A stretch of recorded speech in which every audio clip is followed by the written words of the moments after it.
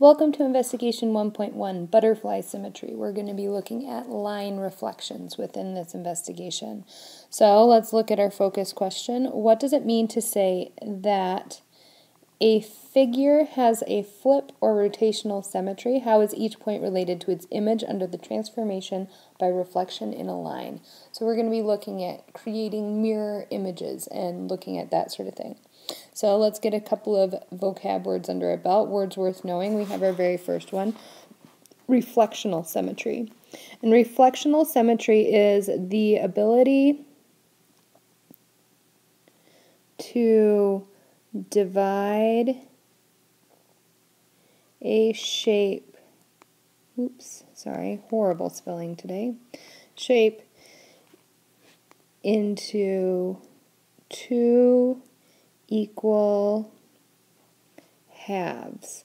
And it's not even like equal, they need to look the exact same.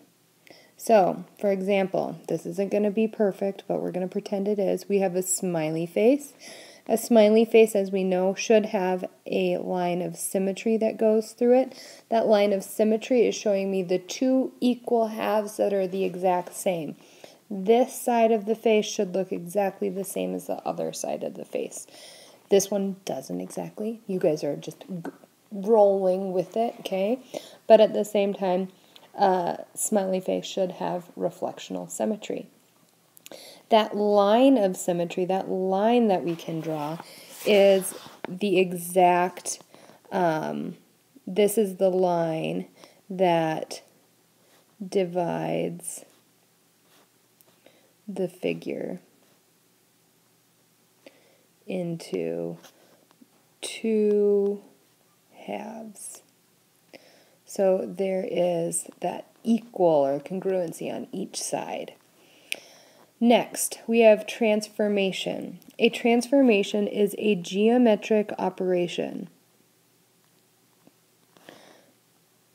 It is quite literally a flip, a spin, or a slide. Okay, it is more specifically a reflection, a rotation, or a translation.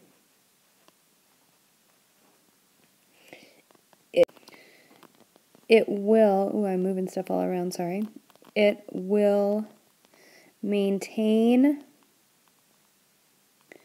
the original's properties. So essentially we will see the same angles, we will see the same line measurements, everything will be in the same sort of situation as it was in the previous image. If we had a 2x4 rectangle and we were to spin that 90 degrees, it would still stay that 2x4 rectangle. It would just be in a new orientation, but that all the properties of that particular shape would still stay the same.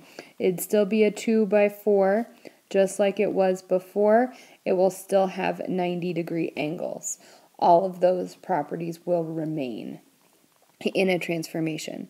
Our very, very last little bit is a line of reflection, and a line of reflection allows us to map each point on a figure to, to its mirror image.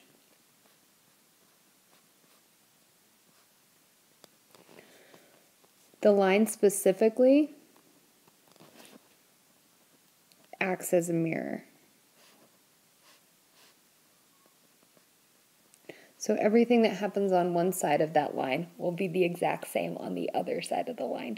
And so that's kind of cool. Next, in this investigation, we're looking at three specific scenarios. We have one scenario where we have an image and we have an original and its image flipped over a line, and we're looking at how everything relates to each other. The next one, we need to find the line of symmetry where it is somewhere within this range. And then the very last one, we're intended to find the image that's created by using that line of symmetry. I am going to skip the last one because I feel like after showing you the first two, you should be able to address the last one on your own. However, I am going to also put in a little extra tidbit on something else. So I'm going to introduce you to some images that I created through the Transformation app on the student activities portion of the dashboard website. So if you were to go onto the CMP3 books website, they always have those little applications that you can use to sort of understand what's going on. One of these applications is called Transformations, and in this application I was able to create the same sort of image that we see in the book. It's slightly different, but it's pretty similar. So I created one image and I created a line of reflection, and then I reflected my image over that line of reflection, and I was able to create this sort of like weird little pupa thing.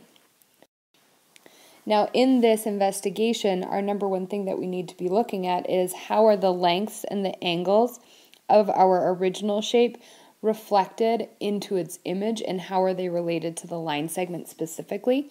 So let's look just at that. Very specifically, I'm going to zoom in and look at our pupa shape and look at specific angles. So I was able to look at some angles. Other angles the program wouldn't let me do just because of where they were located in the shape, and the computer kind of got a little confused with it. But I was able to look at angle BCD and B prime, C prime, D prime. And what's interesting is the angle measures are the exact same. As well, I also looked at angle measures DEA and D prime, E prime, A prime, and again, I was seeing that those angle measures are the exact same. Notice when I show these angle measures, I just made one with one single line, and I showed the other with two lines. That is going to be a little bit of the sort of nomenclature you're going to learn how to use within geometry during this during this book. So pay attention to what I'm doing. It's kind of interesting.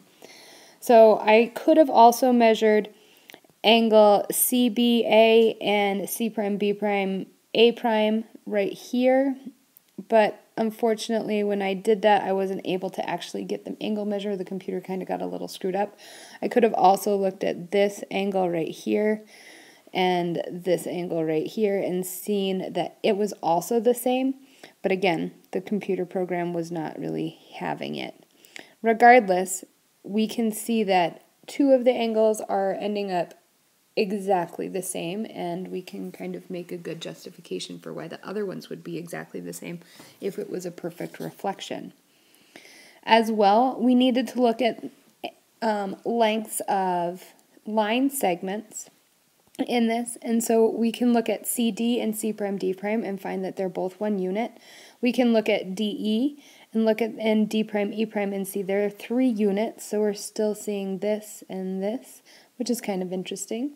We also have BC and B prime, B prime, C prime, and we have again the same measurement. And very last, we have EA and E prime, A prime, and we have 4.123 units for both. So we're seeing, again, that same unit length. One last observation that this part of the investigation was trying to get you to make was this.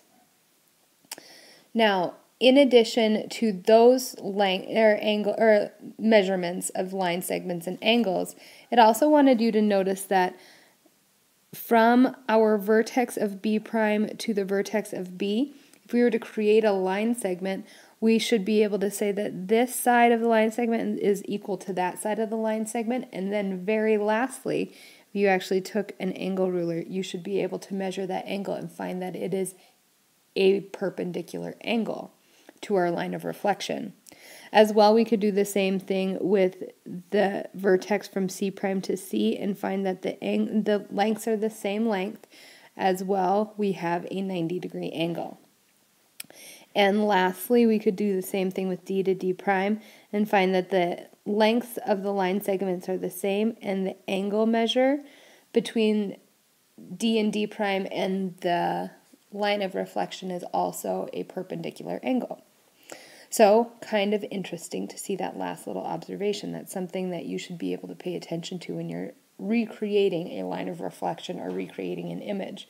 Your image and the line of reflection and those vertice points need to be not only equal in length to the line of reflection in that vertice, but it also needs to be a perpendicular line to our original figure and the line of reflection. So now we have a figure, and we need to figure out where its line of reflection lies, somewhere within there, that we know that that's probably where it's going to be located.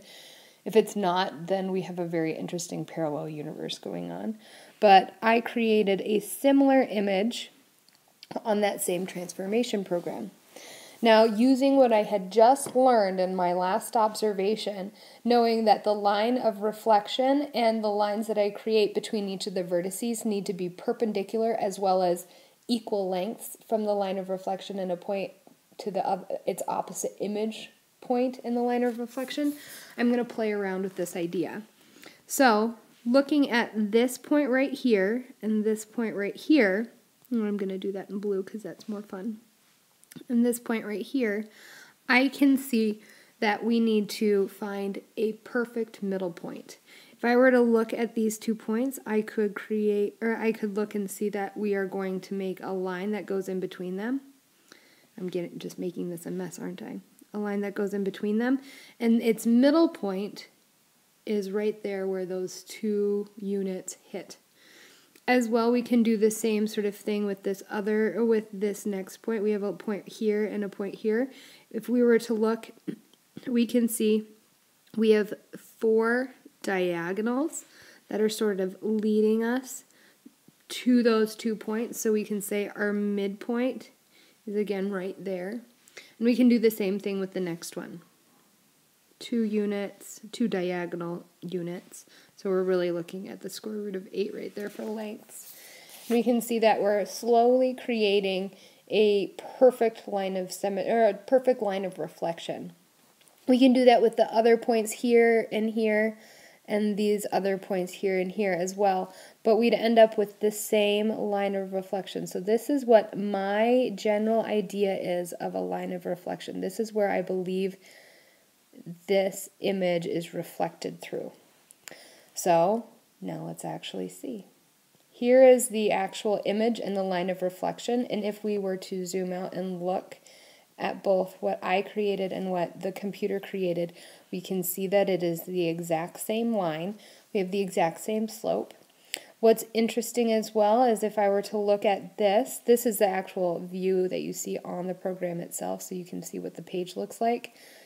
We can also see that if we were to draw or take a measurement, we could see that each of these angle measures is exactly 90 degrees. So you can do that again with an angle ruler, or you could potentially do that with this protractor tool on there, and you could actually figure out what this angle is, and it would come up as 90 degrees. So again, my points and their line of reflection are at a 90-degree angle, and then this side of the line is equal in length to this side of the line. And so that's kind of fun. That's my one last observation. Last bit that we're going to talk about for this investigation is what are the lines of symmetry of a specific shape. So the true last part of the investigation was you having to reflect an image over the line and actually find the perfect reflection. However, given the information that we just discussed, you should be able to do that. That would be a great question to ask later if you still are very confused. However, let's look at this image because this is going to be part of your homework. What lines of symmetry are there in this shape? So we have a hexagon. It's not a perfect hexagon. It's not all the side lengths are not all equal. However, we can see it's kind of a fun little squished hexagon. We need to find what lines of symmetry there are in this shape. Biggest thing is we need to identify the exact lines of symmetry that would create a reflected image if we reflected it straight over. So my first instinct is to say that there's one right here that is vertical through this shape. Because if I were to take this point D it should be reflected directly onto point F, and same with point C, directly onto point A. So we would see that we have a mirror image. As well, I want to also say that there is a line of reflection. I'm not doing it perfectly, but somewhere right in the middle of this shape here, because again, we could say point A is reflected onto point F, and point C is reflected onto point D. So those are my two line of symmetries. Some people might say, well, I think there's one right here through F.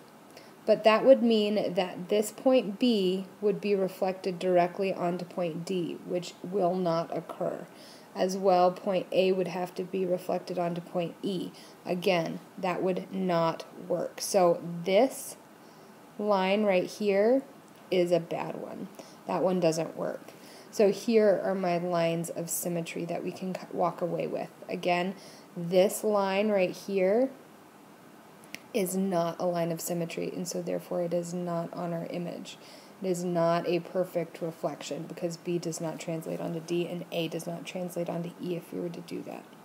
It does, however, have rotational symmetry, which will take us to our next investigation.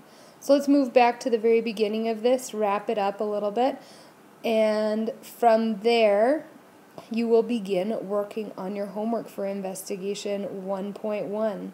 I hope this helped clear anything up, and as always, if you have any questions, be sure to ask them in class. Thank you so much for watching, and I'll see you later.